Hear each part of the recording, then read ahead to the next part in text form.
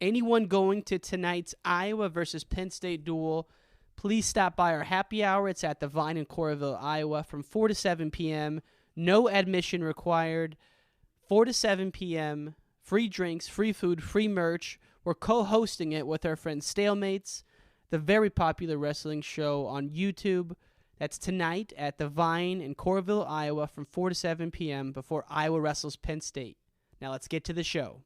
I think that loss was good for me because, as I said in this room, I was crying, I was crying, not that I got beat because I lost. It wasn't – there's a difference, right? It wasn't – so the difference is he didn't kick my butt. I kind of beat myself. We can endure anything and adapt and pivot and change. Wrestling gave us that ability. I would say nothing in life has impacted me more than the things wrestling has taught me in terms of self-reflection, resilience. Toughness. Some guys have it, some guys don't. Adversity, 100%. How to pick myself up and be a man after I failed. And everything that has shaped my life and where I'm at today would not be there without the values and basically the lessons I've learned through the sport of wrestling. For me, wrestling saved my life because it allowed me to focus and channel my energy. We're fortunate if you wrestled, because if you wrestled, natural talent helps, but it's 5% of the ingredient. It pales in comparison to heart and technique and effort. It humbled me, taught me humility. Nothing can humble you more than wrestling. I think it's the learning to adapt, right? You learn how to adapt, you learn how to solve problems. If I look back at my time I spent wrestling, if it gave me one thing more than anything else, it's mental toughness. Ladies and gentlemen, welcome back to the Wrestling Changed My Life podcast. This is your host, Ryan Warner, coming to you from Iowa City, Iowa. We're just hours away from the big showdown, Iowa versus Penn State, tonight at Iowa Hawkeye Arena. And in honor of the big duel, I wanted to republish an episode with the great TJ Williams, a two-time national champ for the Iowa Hawkeyes. When TJ wrestled for Iowa, his record was 98-1, and that's the best all-time of any Hawkeye wrestler. This interview aired in 2020 under episode number 116, and we're republishing it in honor of tonight's duel. I hope you enjoy it. This is one of my favorite interviews of all time. Fan of the week goes to our friend Kirk_L. Kirk recently left an Apple Podcast review. I love the show. The documentaries are my favorite episodes. I listen to them with my family, and we all enjoy the show. Great storytelling by Ryan. Thank you for doing this. Thank you, Kirk, for listening to the show, and for everyone listening. It really means a lot. I can't tell you enough. I know I don't get to see you guys that often, so this happy hour tonight is going to be a lot of fun to meet some of the listeners and talk some wrestling. In the meantime, enjoy this episode. We'll be back on Monday with our regularly scheduled programming. Take care. So let's get into it. TJ Williams, how are you this morning, sir? I'm doing good. How about you, Ryan? Hey, man, I'm actually enjoying this whole quarantine. It gives me more time to do stuff like this. So I've just been getting ready for this. I've been putting some questions out there on Twitter. We got some folks who want to ask you a few questions that we'll get to at the end, man. But let's just start at the very beginning. 1981, Steve Williams goes to the Harvey Twisters for the first time. When was your first memory of stepping foot in the Harvey Twister complex? Man, I don't even remember when I first started. I can only guess I was around maybe 7 or 8, maybe 9 years old when I started. And what do you remember from those early days, man? Everyone knows, I talk about the Harvey Twisters every chance I can get on this podcast because I grew up in the farmland out in Geneseo, Illinois, and whenever we'd go to IKWF State and we'd see Cameron Lloyd, Cartese Lloyd, Mario Morgan with the red jumpsuits on, I was like just so intimidated at the time. But so now that I'm older, I get to talk to all these guys. But I mean, obviously Joe was a two-time state champion at IKWF and probably led the way for you and kind of dragged you along. But what are some of your memories of those workouts in there with Coach Quint? Well, to be honest, Ryan, when I first started, I was getting my butt kicked.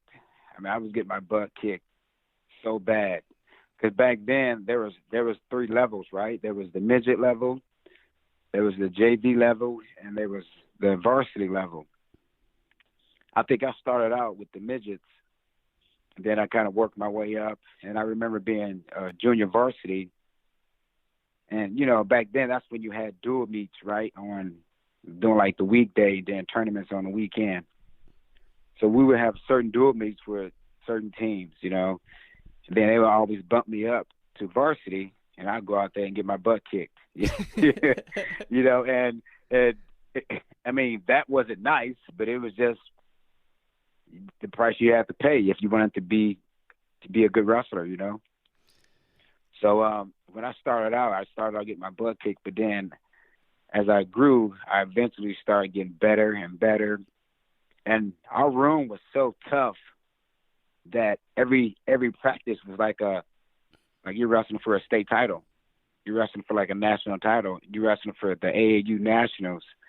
So, we had guys in a room that can challenge you, and there would be times where you might only get a handful of takedowns that practice. But that, I mean, I remember getting my butt kicked in practice and crying, going home and crying, and man, just like these kids do now. It's like they think they had it bad. I would cry in practice, and my coach, Coach Quint, like, stop crying. It's like, I can't get a takedown, Dude, what about Tony Davis back in those days? Was he a phenom? Because he was about the same age as you, right? Yeah, Tony Davis didn't come to practice a lot, I tell you that. But when he came to practice, he was just so funky, and it was just so natural to him. He would, you would wrestle him, and he'd just do all these little funky rolls like he practiced it, but he never did. It just came natural, And then I would sit there and look at him like, man, how you come in here taking this guy down when I've been in here a half a year and not taking this guy down at all. He said, I don't know. So, but yeah, Tony was an athlete, and he was special, He was special. But when it was time to work hard later on in the season, he came to practice every day and worked his butt off. Man, and Tony and oh no, go ahead. I was just gonna say, I tell people all the time, and they get sick of me talking about it, but man, at that time you had Joe, your brother, obviously 4-timer. You were a 4-timer. Tony, I think he only won it once, but obviously he had that battle with Reggie Wright, and he could have won it a couple times. You had David Douglas. I mean, how many guys were in that freaking room at the time, man? Blakely, whew. Man, we had like the ones you named. Then we had some of the older twisters, T.C. Danzler, Terry Danzler. Man, it was Charles so Lloyd many. Older than you or younger than you? Charles Lloyd was younger than me. He was around Cassio and who else? Cassio Perot's age, and maybe BJ's age, BJ Futrell. So yeah, that was that era right there. Yeah, and so now that you're a coach, I mean, looking back at those practices, everyone knows it's the doors are closed, man. No one's gonna know what's going on in there, and I don't want you to spill any trade secrets here. But now that you're a coach, what do you think they did that got kids to just perform at this level year in and year out? I think for one, the coach demanded respect, and that's something a lot of, I'm not going to say every club kind of don't have that, but a lot of clubs don't really have that. It's all about me trying to recruit you to come to my club because you're good and I don't want to put the work in. But back in our day, it was our coach demanded respect, and he demanded you come in here, you work hard, and if you do it wrong, well, you're going to do it again until you get it right. And plus he cared for us too. It wasn't like he wanted us just to win, and that's all he cared about, But we worked hard. We worked hard, and a lot of times when you go to these tournaments, things wasn't fair because you were a Harvey Twister. So that made us even better, so we did the double work. You saw that even back then, huh? Oh man, yeah. It was, as a kid, you really don't experience it because because you're out there wrestling and you just listening to your coach, But the more and more you participate in wrestling and the more you understand it and the more you watch it, you start seeing like, I thought that was 2 takedowns. It's like, oh, it wasn't? Oh, okay, it wasn't? All right, well, I'll go get a takedown again. I'll go get another one to make sure that this is 2. And I think that's what made us a lot, that's what made us better. One of the things that we had to face is dealing with that adversity of just not getting the calls that we should have got. And that's with every club. Right. It wasn't just the Harvey Twisters, but predominantly I think it was the Harvey Twisters. But now you see it all across the state, all across the nation. And it's just like, I feel like you got to be liked by somebody to get the calls you need, or you tell your guy to go out there, hey, get everything you can. Make sure you secure your takedown. Make sure you don't give up anything, because if you get something up, it's going to be kind of tough to get that back, especially if you don't get the call. Yeah, and back then, I mean, at least when I was through there, most of the big clubs, to your point, were recruiting kids, and I don't think there's anything wrong with that because you want the best kids in the room, but there's a difference between that and developing champions from within, which obviously the Twisters did. But you also got to realize, and not you, but the people listening, there's like a set schedule of IKWF tournaments, and the Twisters would go to like 3 of the 10. They'd go to the ones they wanted to, and that was it. So you might not see them for a month at a time. Out of nowhere, shit, they're at the Midwest Classic. And, so they didn't really play ball with everybody else, like you're saying. Like, they didn't go to all the tournaments all the time. And so, there was some animosity there, no doubt. And the other thing is, like, who was actually teaching the technique? Was it Quint out there, like, doing the double legs, or did he have guys showing at that level? Man, it was, well, to answer that first question, back in my era, we wrestled every Sunday in Illinois somewhere, so it wasn't till later on, I think people started wising up and say, hey, I'm going to record these guys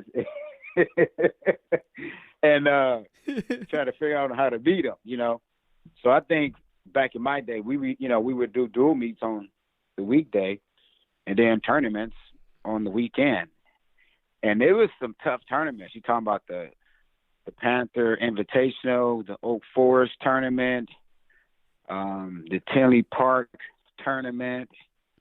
I mean, it was the Peoria Tournament. There was tough tournaments every weekend, Mm-hmm.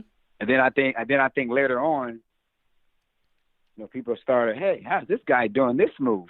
Ain't nobody doing this move, but now he's doing it. So I think the coaching staff realized that, hey, the more you wrestle every weekend locally, the more people can record and pick up certain things from you to try to beat you, Right. So, but in the practice room, Coach Quint or the other coaches will show technique, and then, just probably like your club, somebody would show technique and then other guys would work on it. And then you would just kind of do it live or continue to drill or drill it down to a T where you can do it with your eyes closed, Mm-hmm. Did they let parents in the room back then? No parents wasn't allowed. And I think that was a good thing because even before I started coaching, I would go to certain clubs and I see the parents. I mean, sometimes the parents like in the circle with the kids, and it's like, hey, you want this kid to beat this kid or are you trying to get kids better? Because if you're just about your kid, then I think you shouldn't be here. But that was my thought from the outside looking in, you know. But I just think some of these parents are so, living vicariously through their kid. Not all of them, but just a handful. And that's a big handful versus just, hey, you know what? Let the coaches do their job. That's what you pay for, right? Right. You know, you pay these coaches to help your kid. And then when he's done with practice, you may ask him how was practice. You know, but, you know, some of these parents don't want that. I think some of these parents want their cake and eat it too, right? They want to watch practice. They want to participate in practice. And then they want to tell their kid what they need to do. And some of these parents are right, and a lot of them are wrong. But then when it gets to a tougher match, right? Okay, now that, hey, can you coach my kid? It's like, what, you've been coaching them all season. You know? Now you want him to listen to me. So I don't know. I just think some parents just need to let the coaches do it, right? Because when these guys get to college, who's coaching them? The college coaches. Right. You know, now there's nothing wrong with a parent cheering from the stands, hey, get your shot, you know, stay in good position, you know, things like that. But not like, hey, shoot, take him down, hey, turn him, okay, you know, and it's like you're going beyond the point of coaching. And there's something to be said for the emotional maturity a young kid gets when they're in that room with a bunch of just studs, and there's no one in there to bail them out. You know, it's just you versus the other kid, and you got your coaches. And I think you learn to have a trust level with the coaches more so than you would if the parents were in there. Well, yeah, like you learn to understand that, okay, I just got to, you know, this kid just took me down, right? You don't have to look over and look at your parent, and now your parent is mad at you, right, because you gave up a takedown.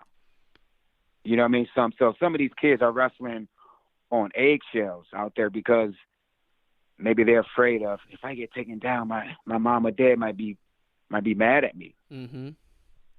And it's like when the door's closed, your coach is only going to get mad if there's no effort, if there's no hustle, you know. But if you got taken down because you didn't win the scramble, that's understandable. But if you're getting taken down because you're not showing no effort, then that's the difference, you know. I can't imagine that kind of thing that wasn't overlooked in the Twister room. People with no effort, that was addressed probably right away. Yeah, no, I tell you what, man, some of the practices, I don't even tell you what, some of those practices was like college practices. And no lie. I could just remember, like I said, you know, you're working hard, and you about to wrestle somebody, knowing that I'm 50-50 with this kid. And he's probably thinking the same thing. And it was like the fight, right? It was like, I don't want to get taken down. I know he don't want to get taken down because that's not what that's not what I want to do, you know, leaving practice, you know. Mm-hmm. So when you leave practice, like, you don't want to leave practice mad because you didn't get the takedowns or you didn't get better. So you out there, you battling for however long it takes.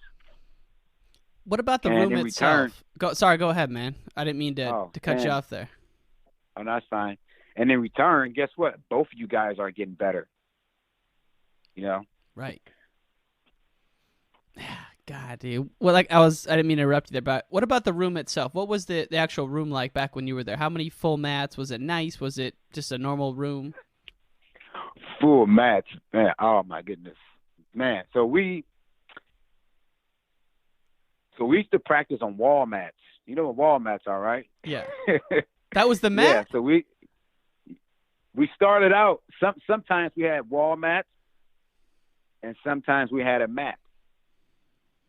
But I remember, and so you can imagine trying to Velcro wall mats down, and as soon as you start wrestling, they come apart, right? So guess what you have to do? Either you stop and put them back together, But it's like I was just in on a takedown. You know, I'm not stopping. I'm getting this takedown. You know, then we can stop. You know, so, but you know, like I said, sometimes we practice on wall mats, or there were times where we had to practice in this room. And I think it was a storage room at first, but it was so cold up in there. You know, we had heaters and stuff in there to keep us warm. You know, and I remember my coach always saying, you don't need a nice big room to be good, to get the best out of you. You just need to come in here and work and listen and pay attention. You know, it wasn't until later where we had a bigger room, but it was only like 2 sections of a mat. Man. You know, so you got 2 sections of a mat with, I don't know, 30, 40 plus kids on them. You know, and everybody taking advantage of it wasn't even a circle that we had. It was just like, okay, well, I got this amount of space. Man, if I go off this line, we got to start over. So I got to make everything happen, you know, right here. At least the mats were red, I hope, right? Oh, yeah. Okay. Yeah. Okay. They were definitely red. Okay. I mean, I don't really think the city really cared at the time. You know, I think it was all about basketball and football. You know, wrestling wasn't really getting the love that it needed to get, but we didn't need the love. We just needed space to practice, you know? And that's a common misconception, at least for a lot of folks, is the Harvey Twisters are actually in the city of Harvey, not like the Chicago South Side, where, like Tony, when he was on here, he said he grew up in Inglewood area, but that's actually not where the Harvey Twisters are in the city, Harvey, Illinois. So did you live in that area, or do you live where near Tony lived? And like, what was like the makeup of a lot of the kids in there where they lived? Yeah, so I live down the street. I could walk to practice. I was 2 blocks away from. It was called back then. I think it was called Harvey Park District, but now it's called Martin Luther King Park. But yeah, I was 2 blocks away. So it wasn't nothing for me to get to practice. I was always there early. And I think, like, as a kid, I don't know what the radius was, and I don't even know if it was a radius or people just kind of did whatever. But from like the practice room 50 miles around, I mean, that covers a lot of other cities, you know? That's a lot. A lot of, you know, a lot of other clubs. So, because I'm assuming that was the same that it is now, right? 50-mile radius. Mm-hmm. So, but, you know, like a lot of people lived around within that area, you know. I don't think people traveled 2 or 3 hours away. If they did, that might have been because of traffic, right? Right. So, it wasn't the norm. But you know, yeah, there were people that lived in Markham, which was the next city over. People that lived in, like I said, Chicago, Dalton,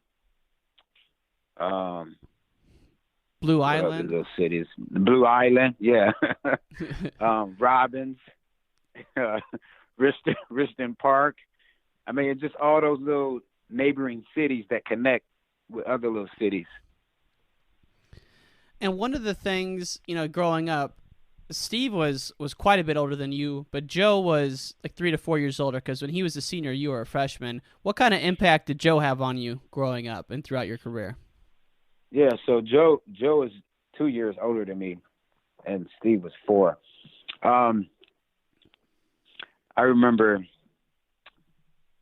and this is gonna sound crazy, but when I was graduating 8th grade, I didn't think I was good enough for a Class A wrestling.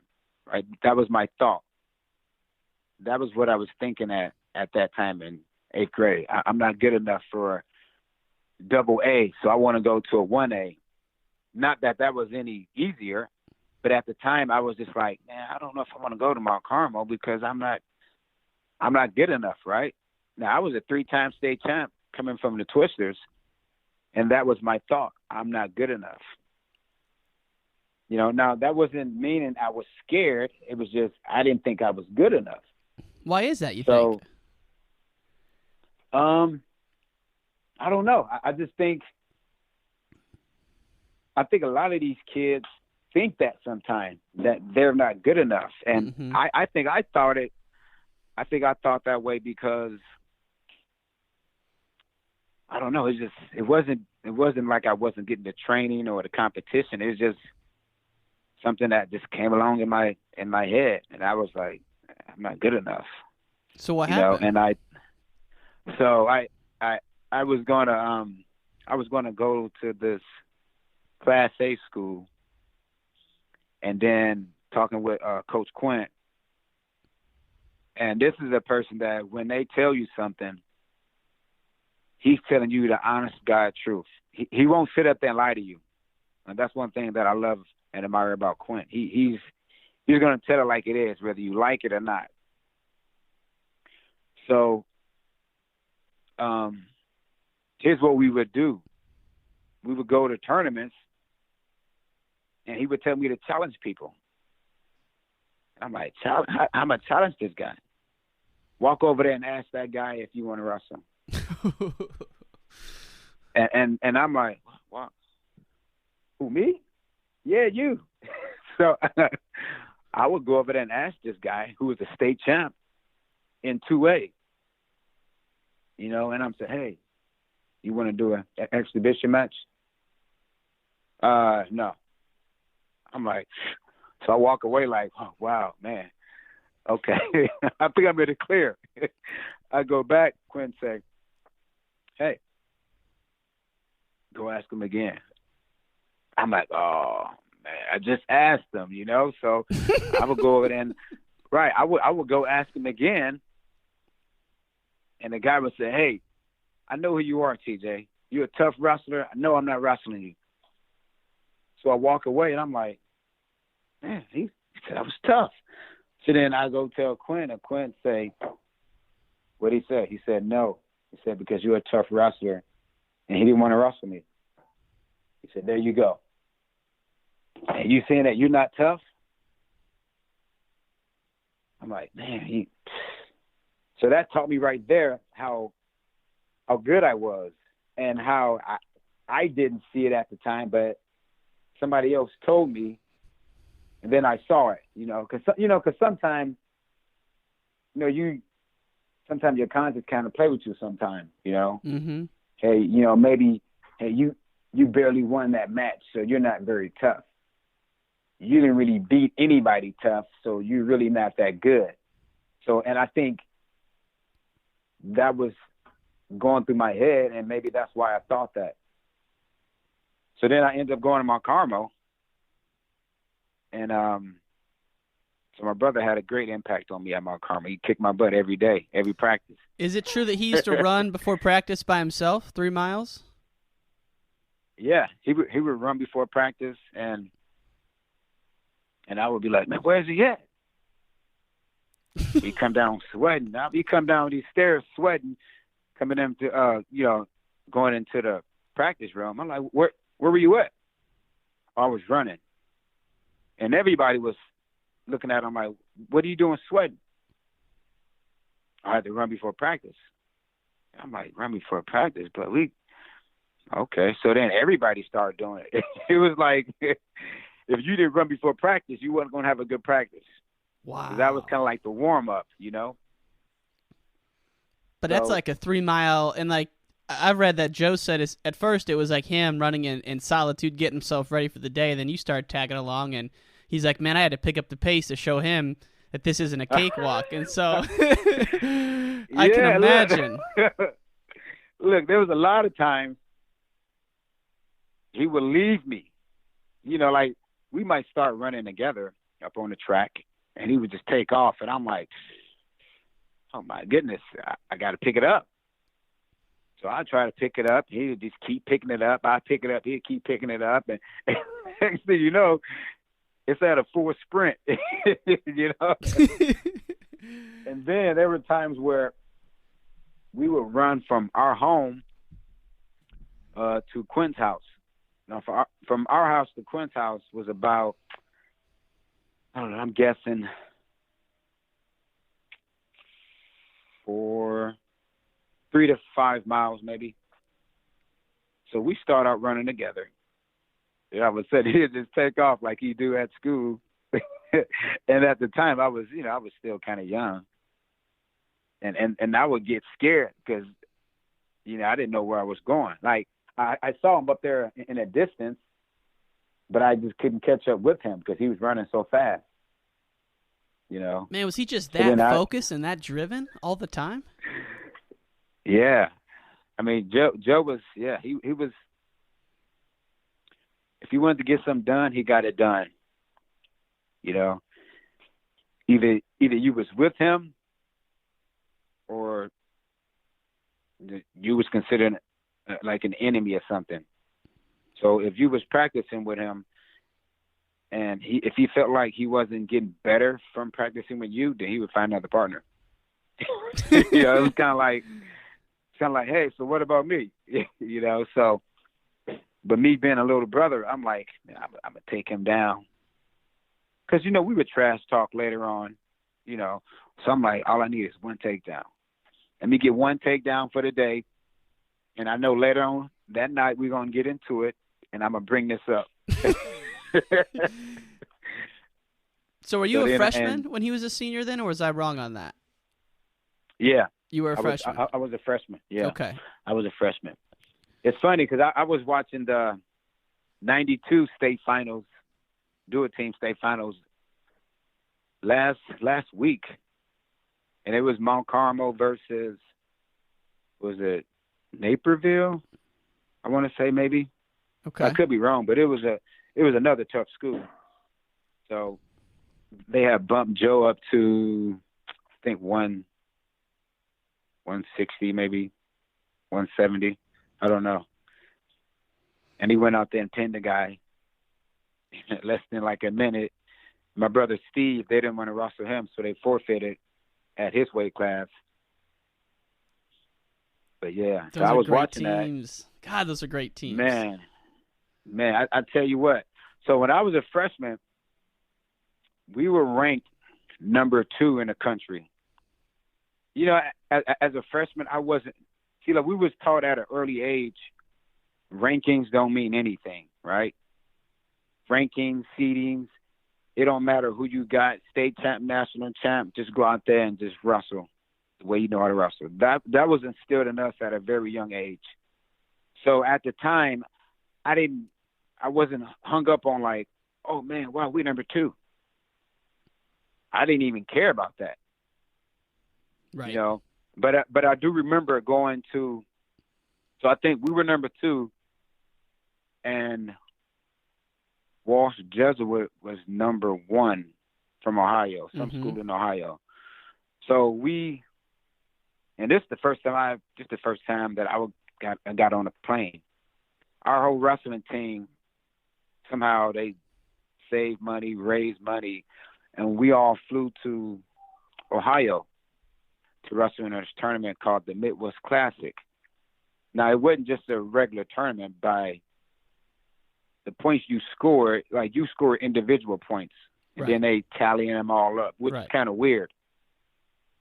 So we went there hoping to run into the number 1 team. They wasn't even there, and I think that was their tournament, from my understanding. Because they started the Ironman, that Walsh Jesuit program. That's how the Ironman tournament got started. That was probably early days Ironman tournament. Yeah, that was, like I said, when we went, it was 93. Because I want to say Joe was it was 94. Well, I don't know. I was going to say, when you were a freshman, I always go by, like, what was the year at the end of the year? So 93 was when state was. So your freshman year, you guys had 6 NCAA titles on that team. Joe had 3, you had 2, and Tony had 1. And Tony didn't even win it because I don't even think he wrestled at state his freshman year because he got hurt at the sectional. But like you look at all those teams. I was going down the message board route and just looking at, 93, 94, 95, and then the state got canceled one of those years because there was that lawsuit, But, right. I mean, obviously, you guys had a dominant streak there. Then Providence took back over for 6 years. But, I mean, when you were there, you wrestled for some of the great coaches all time. But Bill Wick, that's a guy who everyone's got a story on Bill Wick. I mean, he was Gable's coach in the Olympics. What do you remember about Coach Wick and those practices? Were they a lot different from the Twisters, or was it pretty similar? They were a lot different. Coach Wick, he would come in there in his blue sweatpants and a brown and white shirt with a cigar in his mouth. Now, the cigar wasn't lit, but it was in his mouth. And I remember, I know, right? It's like high school. Yeah, I know, high school. But back then, things were totally different. Back then, if you got out of line, teachers or coaches they put their hands on you if you was being disrespectful, But anyway, so Coach Wick coming there with his blue sweatpants and a brown and white shirt with a cigar in his mouth, looking at the room, and his favorite words were, "That a baby," "That a baby," and he would come in the room and show technique. Yeah, he was still show technique at his age. Oh my! And I thought he wasn't. Yeah, I mean, and I'm like, man, this old man, he ain't very tough. And I was like, Coach, I was like, Coach, I can take you down and beat you. I'll put you in a cradle. And he just shook his head at me like, yeah, okay. So then one practice, I don't know if it was weeks later or months later, he got on top of me, and I could not get up.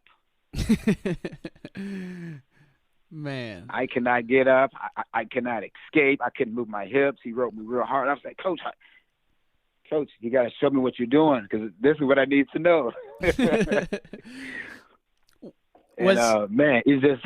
Was he like a guy guys trusted and had like a special relationship with, just like Coach Quint? Yeah, same thing with Wick. He demanded respect. And at the time, as a kid, you wanted to please your coaches and your teachers, so you did the things that you needed to do to get that praise, right? But it wasn't always about winning, though. Too, it was just about being a good person off the mat too. But Coach Wick would there was times he was upset in practice because maybe everybody wasn't working hard. Then there was times in practice where, it was a tough practice because we were working hard. But yeah, he was a good guy, a good coach. I just remember some of the stories he would tell me, cause I didn't know he coached Gabriel. At the time, the information that you're being told, you listen, but I don't really think people process it, right? Because you're just a youngster, and you kind of like, this old timer telling the story. I'm not gonna listen. I hear it. You know what I mean? I hear it, but I'm not listening until it dawned on you years later, and it's like, oh my goodness, he did that. Because he never bragged about what he did. We never knew anything about him wrestling wise. We knew he was a father, a coach, and he was a teacher. That's all we knew. We didn't know that. I mean, I don't remember people telling me that he was a national champ, or, oh, yeah, he coached Gabriel, or he did this, or he was on this Olympic team. It wasn't until later on, and I'm like, yeah, man, this is my coach. Right. Wow. Right. I mean, it's like half the time you don't even know if they're telling the truth or not. People say that about J-Rob as well. I talked to guys who wrestled for him, and when he would start spouting off about a story, you didn't know if he was telling the truth or not, but it turns out it was true. And I got to imagine things were pretty similar with Wick back in those days. Yeah. I mean, he would. So, for example, Coach Wick told us a story how these two kids was trying to rob him. like I said, I don't know how old he was when he was coaching. I don't know if he was 60, 70, something. So you think, two kids trying to rob this older guy, they're going to take whatever they want from him. And I think he just got robbed right before he got to practice. He didn't get robbed, but they tried to rob him. But he beat those two kids up. and not like little kids. I'm like grown men. Yeah. And he told us a story, like, had to beat these two guys up because they tried to rob me because they thought I was an old guy that I couldn't defend myself. Now, Mount Carmel was in, Chicago. It was on 64th and Dante. That's a bad area. You go 2 blocks west, you're in a bad neighborhood. I was going to ask you, was the student body who went there, though, was it mostly white or is it mixed, like kind of like that neighborhood was? It was mostly white. There was some black kids that went there. I don't know how many, but it was a big number, but it was mostly white. And it was an all-boys school too, right? Yeah. It was definitely an all-boys school, which was good for me because that's what I needed. I think I would have got in trouble if I'd have went to a co-ed school.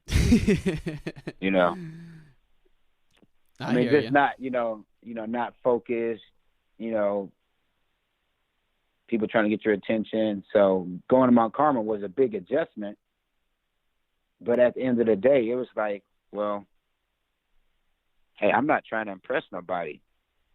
So I get to wear my 3 pair of pants that I would buy and my 4 shirts, so I would split that up throughout the week, whereas other schools, people wanted to impress you, Right.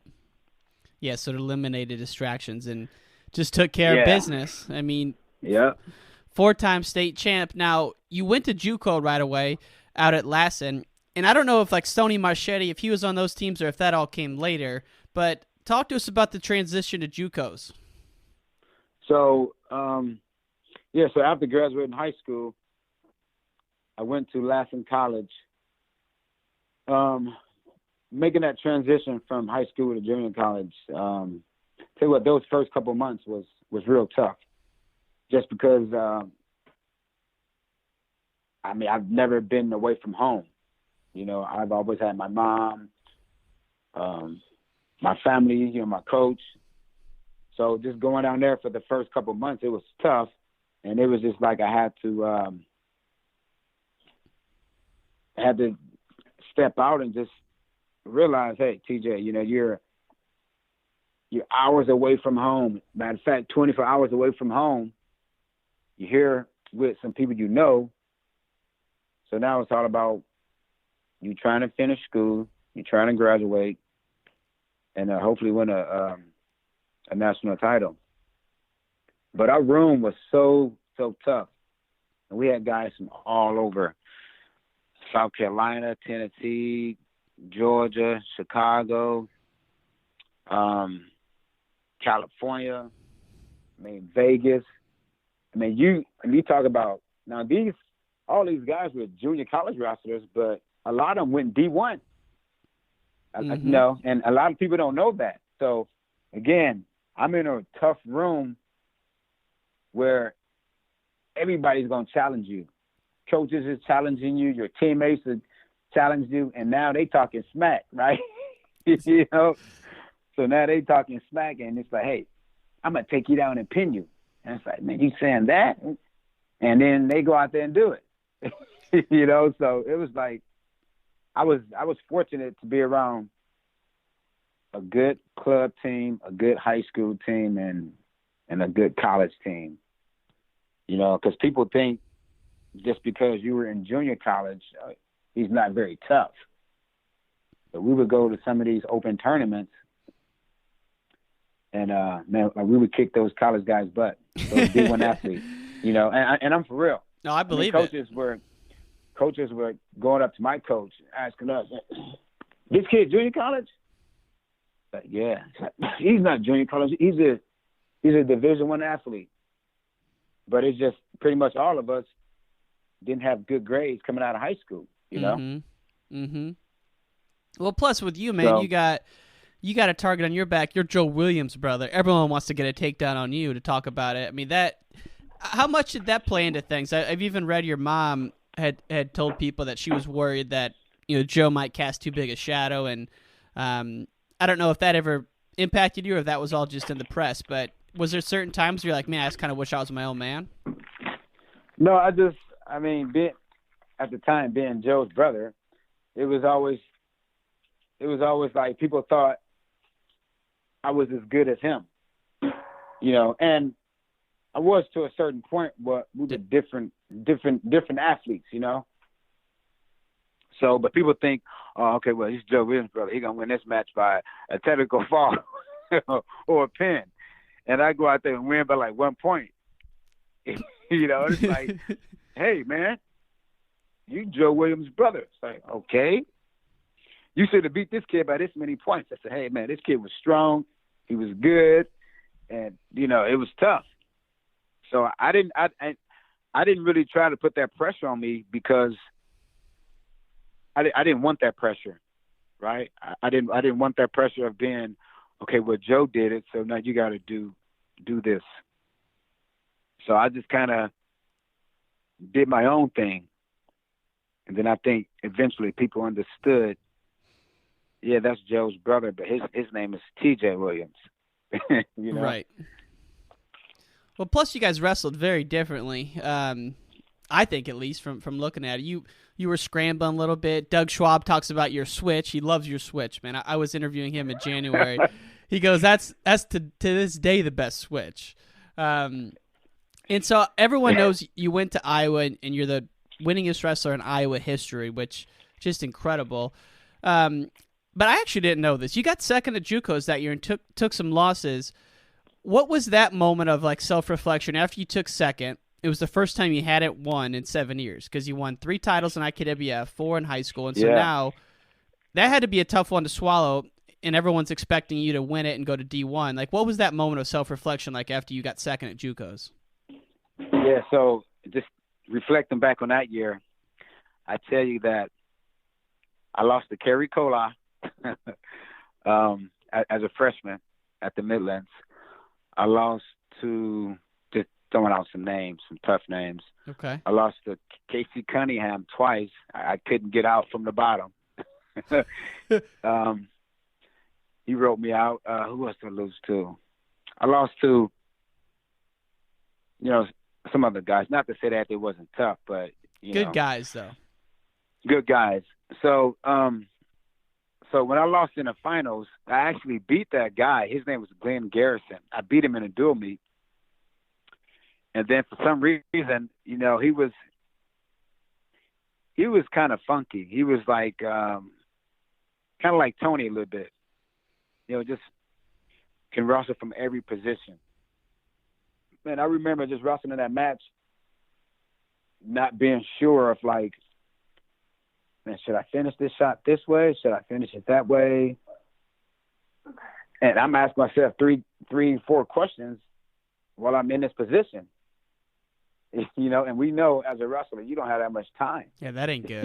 So, right, so I'm like, I'm basically stalling, I feel like, and I end up losing a match. And I think that loss was good for me because as I sat in this room, I was crying, I was crying, not that I got beat because I lost, it wasn't, there's a difference, right? It wasn't, so the difference is he didn't kick my butt. I kind of beat myself. That's why I was crying, But I remember sitting in this room talking to one of the older twisters. His name was Raphael Kizzy. And I remember sitting in there in this room because he went to Iowa Central. And I remember sitting in there saying, I'm not going to lose another match. I said, I promise I'm not going to lose another match. I hate this feeling. It don't feel good. And And he was just kind of consoling me like, yeah, you know, I understand. And I meant that, you know. And then I transferred to Iowa, and I didn't lose a match for, 3 years, actually. No, 2.5 years. Because my sophomore year at Lansing, I redshirted. I was 20-0. And I think people think my best year was when I won nationals. I think my best year was when I was undefeated my sophomore year in junior college. Really? You know, yeah. I mean, because I saw my personal growth as a competitor, as an athlete. You know, because after losing that match, I went back. You know, and people celebrated because we won it as a team. I didn't celebrate. I went to my room and laid down. You know. Yeah. That didn't sit well with me. But then that following week, I was in the wrestling room working on my shots, working on positioning, working on how to move this guy, how to put him in there, how to put him in this position if I want this shot. You know, how to, you know, create more angles, how to hit more shots. So that sophomore year is when I put all that work in, and I end up winning the Michigan State Open, the Portland State Open, the Southern Oregon Open, the Wisconsin Open. Every tournament I went to, I won it. And I remember getting OW at Michigan State, you know, and I'm at this tournament hitting low singles, and people are like, I didn't know you know how to do a low single. I said, I didn't either. But my team, you know, but you're dealing with all these kids on your team from different states who were good at different things. Plus, those California kids have a way of wrestling, man. I always thought California kids were tough to wrestle like that, and you're dealing with them every day out there. Well, I was teammates with Jamil Kelly, you know, so he was on my team in junior college. Wow. Paul Gomez. I mean, I'm talking these guys, and these guys, I don't even think they won a state title in Cali because it was just one class, right? Mm-hmm. But they both went, you know, Paul went to Nebraska, Jamil went to Oklahoma State. So you talk about just those two for a second. I'm picking their brain, you know, picking their brain. Hey, Jamil, show me how you do a low single. Paul, show me how you do a low single. Hey, show me that California funky stuff. I'm learning, you know, and I'm like, man, I don't know if I like this, but I was learning it. And I think that year, it taught me a lot as a person. That if you want to get something done, you got to go out there and you got to wrestle. No matter how you feel, no matter if you lost to this person before, you got to go out there and get your points. Don't hold back. And that's what I did. And I'm not taking my national title away that I won in '99. But I was already going into Iowa's room with that hunger. But it was that sophomore year of junior college that I saw that personal growth that I needed to see in myself. Dude, it just reminds me, I think every young person should have to do something where they go away for their family for 2 years at that age and just kind of make it on their own. You know, I think there's something to be said for that. You know what? I believe you're absolutely right. I think a lot of these kids, and this is my personal opinion, because now I can sit back and see things a little different.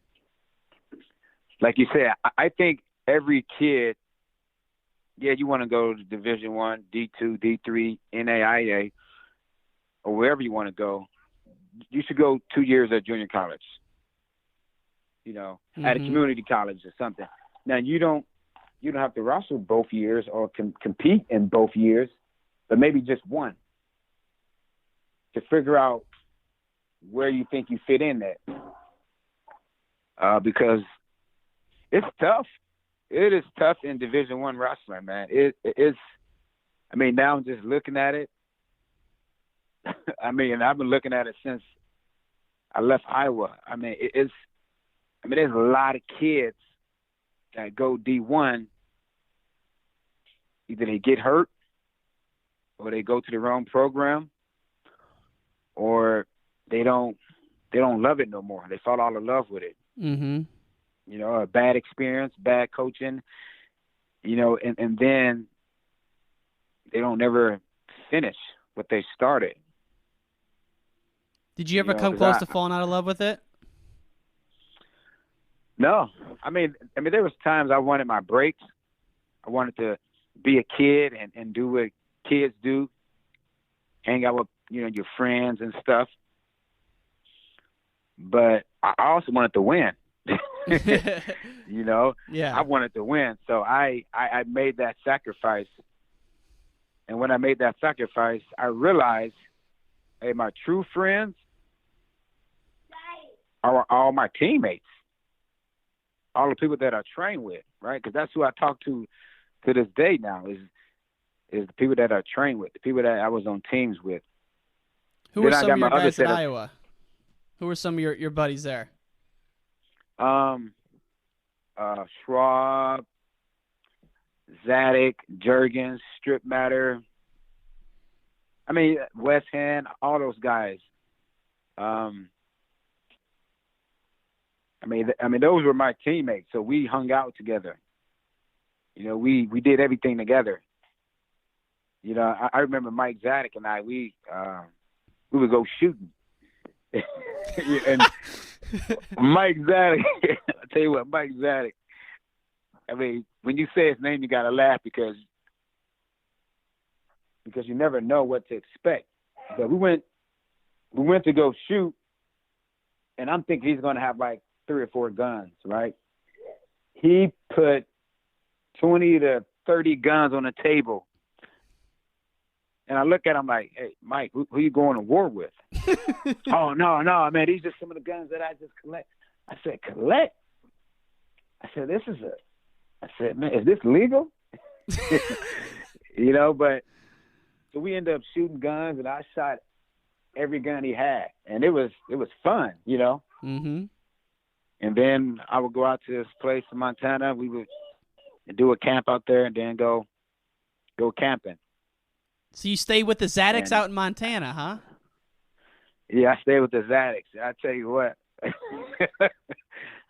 that night I went camping. I was scared. I'm not gonna lie, I was scared. That was the first time in my life I went camping outside. I've still never been camping in a tent, dude. Never. I tell you what, listen, I wasn't in a tent. I was on the ground just in a sleeping bag. You know, so no. Yeah, so it was ironically it was Zadok, it was Mike and Bill, and it was Arska Wood and myself. So we went up to the cabin, their cabin. We went fishing, went shooting and stuff, and just, you know, having a good time. So I'm like, where are we going to sleep at? No, we're going to sleep outside. I'm like, why would we sleep outside when there's a cabin right there? No, this is how we do it. So I'm like, oh, okay, all right. So where's the tent? No, just lay in a sleeping bag. I'm like, oh, okay, well, all right, well, okay, well, you guys know what to do because you've done it before. So then I noticed we getting ready to go to bed, and I'm like, Mike got his gun, Bill got his gun, Oscar got his gun. I'm like, hey guys, what about me? Oh, you get a knife. I get a knife. A knife? I mean, what happens if a bear attacks me? Well, just stab the bear. I'm like, dude. No, that ain't gonna work. I was like, man, listen. I'm from the city. We don't have to run from no bears or fight no animals like that. So I don't feel comfortable, you know, and I wasn't comfortable, but I made it through the night. I mean, I heard all types of noises that I'd never heard before. But I was ready to get out of there in the morning. As soon as daylight hit, I was ready to get up out of there. Dude, that's so funny. I know we've been going about an hour, and I can hear kids in the background, but there's 2 more things I got to ask you about if you got another 10 minutes, TJ. Yeah, I do. Perfect. So one of the questions we got online was, what was your first practice at Iowa? Or, I'm just curious in general of the intensity level and the work level of those Iowa practices, mainly because you had been in some intense rooms already, but, I mean, your whole career was a progression of transitions, transitioning to Mount Carmel, to Juco, and then to Iowa. You're at the highest level. And I've heard you say that there you went beyond even your furthest limits, man. Talk to us about some of those workouts where you really went beyond what you thought was possible. So my first practice at Iowa, I was actually wrestling Doug Schwab. That's what I was practicing. I think I was practicing with him and Bill Zanuck. I tell you what, man, those guys got me so tired. I mean, it was back and forth, and I'm wrestling these guys thinking like, man, these guys gonna take a break. I know we take breaks, but they didn't take a break. So I end up like, all right, I'm taking a break. I gotta use the restroom. So I walk into the locker room, use the restroom. I was kind of walking in there kind of normal. And then I turned a corner, then I just fell on the floor because I was so, out of shape, breathing heavy. I was gassed out, right? That's what happened. Man. So from that moment on, I realized I was like, oh, this is where I need to be. I got partners like that that's going to push me. That's going to help me get better. That's going to, bring it every practice. So I had partners like that. Had Tom Brands, Terry Brands, Zaleski, Mark Ironside, McGinnis, not to mention my teammates. I mean, I was with the cream of the crop. Did you ever wrestle with Ironside? I didn't wrestle with him. But he was around, though. Yeah. Hold on for a second real quick. Yep. I apologize. So you get to Iowa. You have this transition. You're rocking and rolling. I actually heard your first match was against Sanderson. Is that right? Yeah, my first match. Yep, it was against my first home duel. Home duel. Yeah. Yeah. So and Sanderson. Go ahead. Sanderson beat me the year before at the U.S. Open down in Orlando, I want to say. So I had some redemption on my mind. And as we know, you never lost to him or anyone else except, and I won't even mention the man's name, but the Boise State wrestler. He who shall be named. I mean, it's okay. Oh, man. It's all right. So you go undefeated. You're part of that team that wins it in 99 against all odds because everyone thought Minnesota might edge you guys out, but you guys won it. But, dude, before we get there, your finals, you got another Harvey Twister, Tony Davis.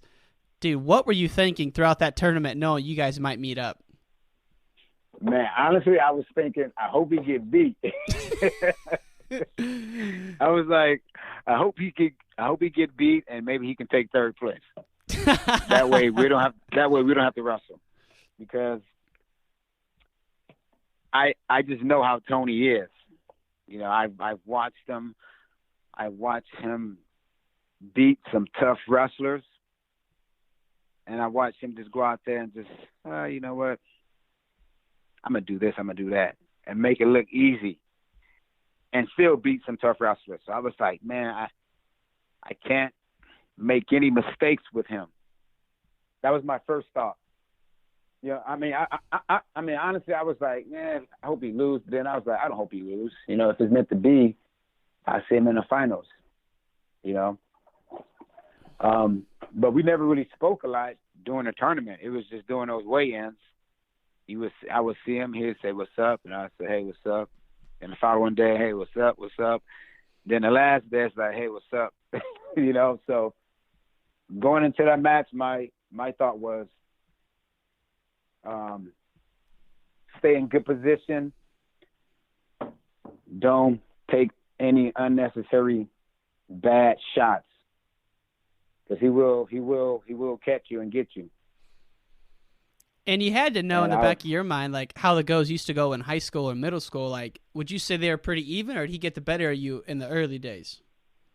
No, I was always bigger than Tony, so I never really wrestled Tony a whole lot. If he was always he was always smaller than me. Mm-hmm.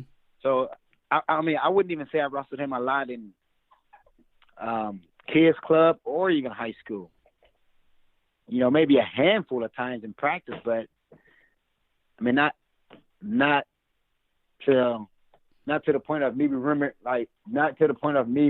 remembering every practice we had together. So because he was always 10, 15 pounds smaller. Okay. You know, so when he was, it's funny because we were supposed to wrestle earlier that year. I was supposed to wrestle Tony at the Omaha Open, and he lost in the semifinals, I think, to an injury or something. So then I was supposed to wrestle him at the Northern Open, and he still was injured. So I was like, well, I'll see him at Nationals if it's meant to be. Man. But I just knew that, you know, and my coach all year long was just, you know, there were some practices where he felt like I wasn't going hard enough. And he would just mention his name. You know, it's like, hey, Tony Davis said, let me tell you hi. And I'm like, you know, just to get under my skin.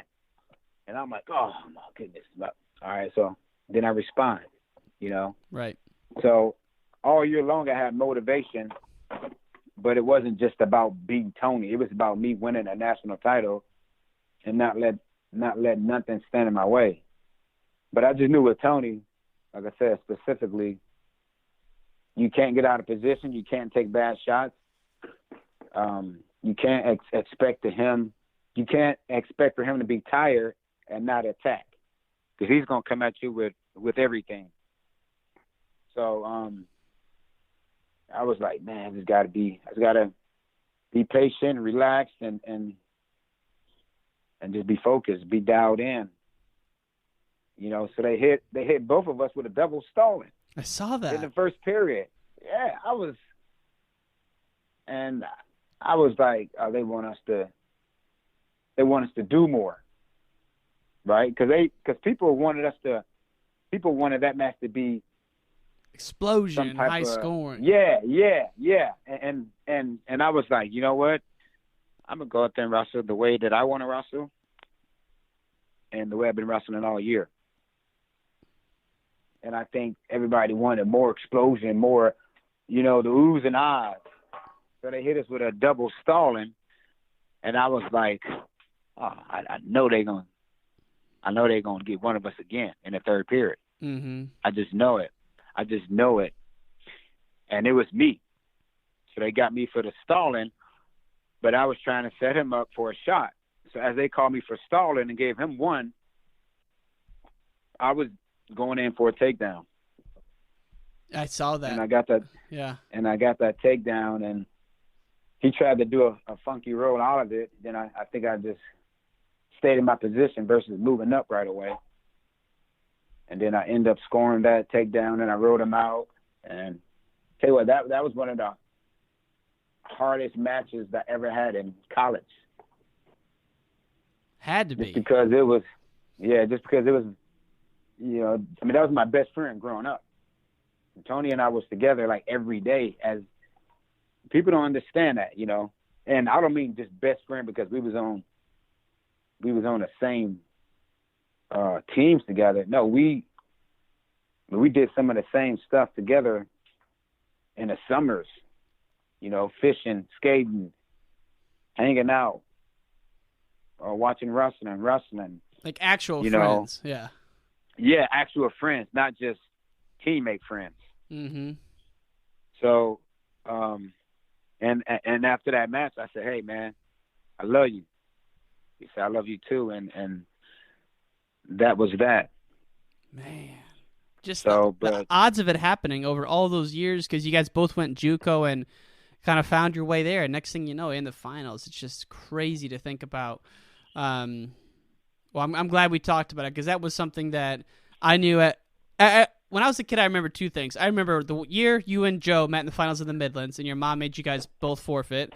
And then I remember the year you and Tony wrestled in the finals of the Nationals, and I was just dying to ask you about it.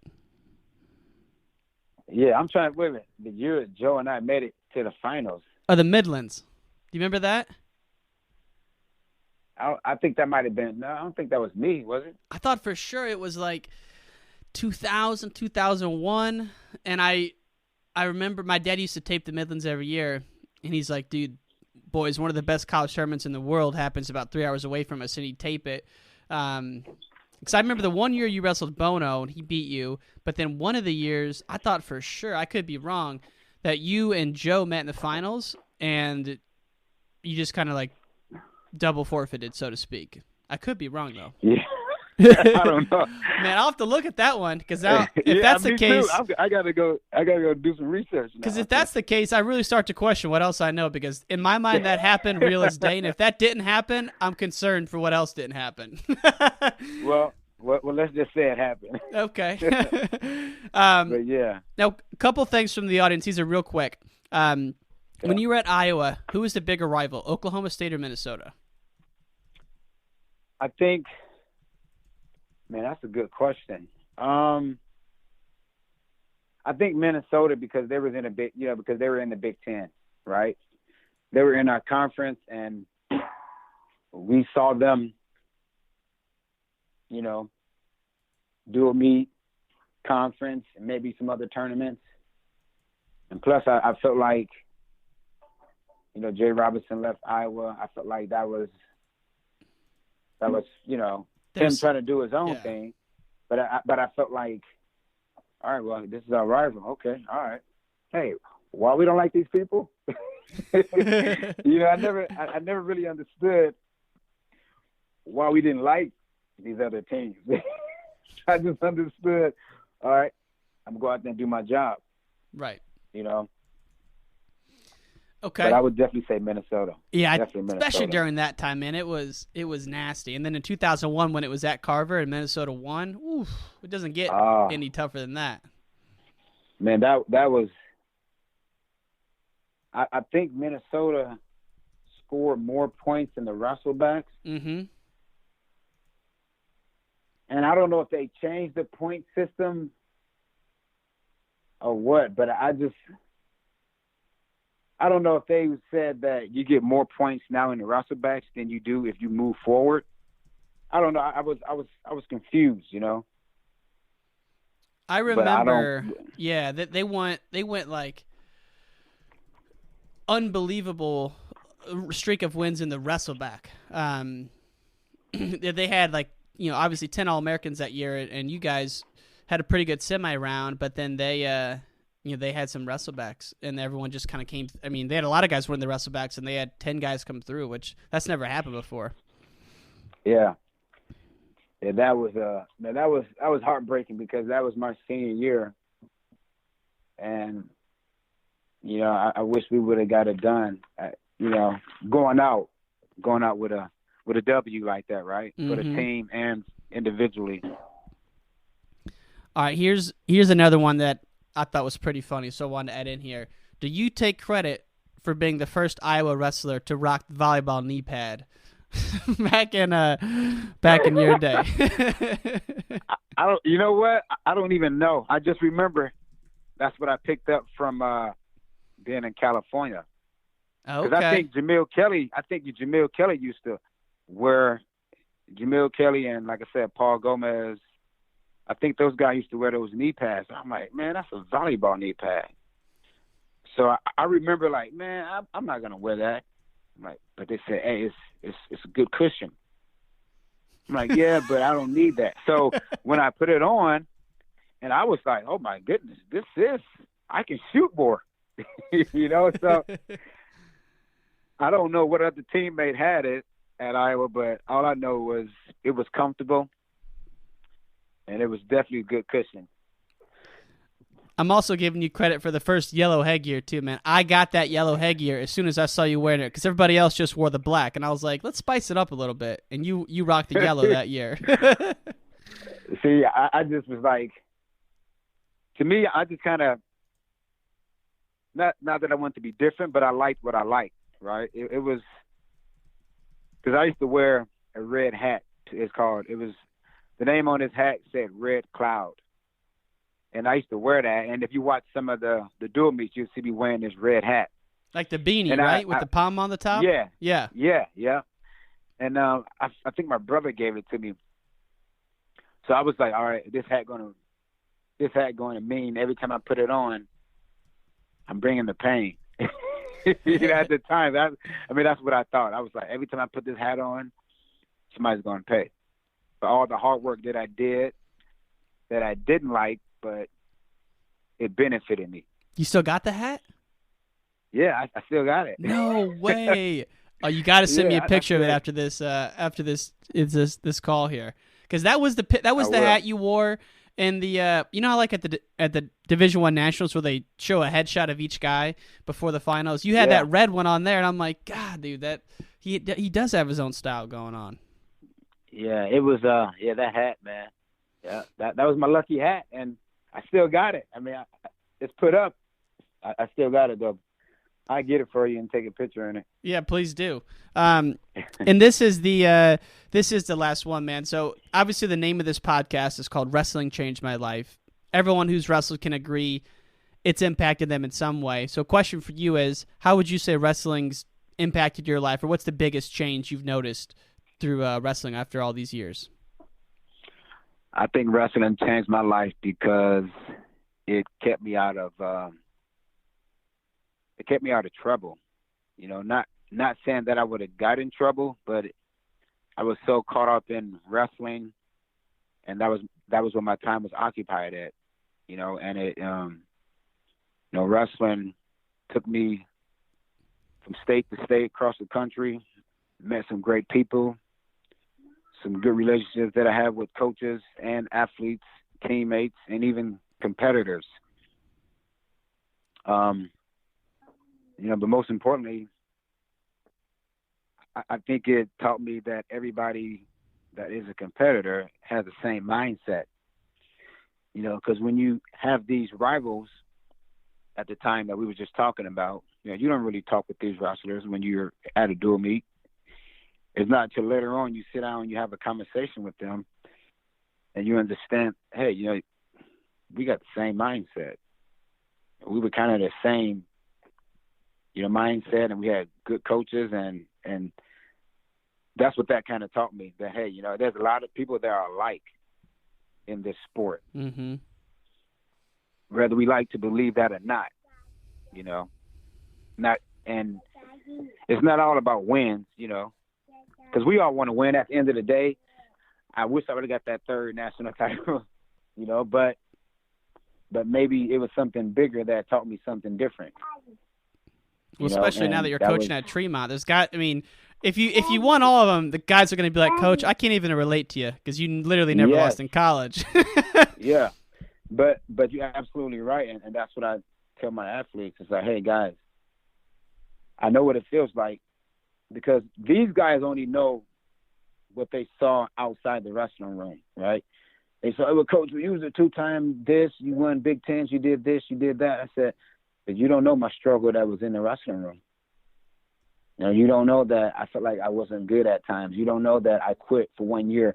You don't know that I was about to just be done with wrestling. When'd you quit? I quit when I was younger. Like, okay. I quit for 1 year. Okay. Just because I felt like it was tough and I wasn't getting it right. So I was like, you know how kids are. I quit. And I really quit. So for that whole year, who was I trying to hang out with? My teammates. And my mom and my coach was like, no, you quit. So you can't hang out with nobody.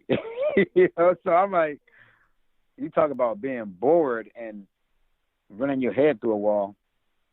That was the toughest year of my wrestling career, just because I quit that 1 year. So the following year was like, I'm never gonna quit again.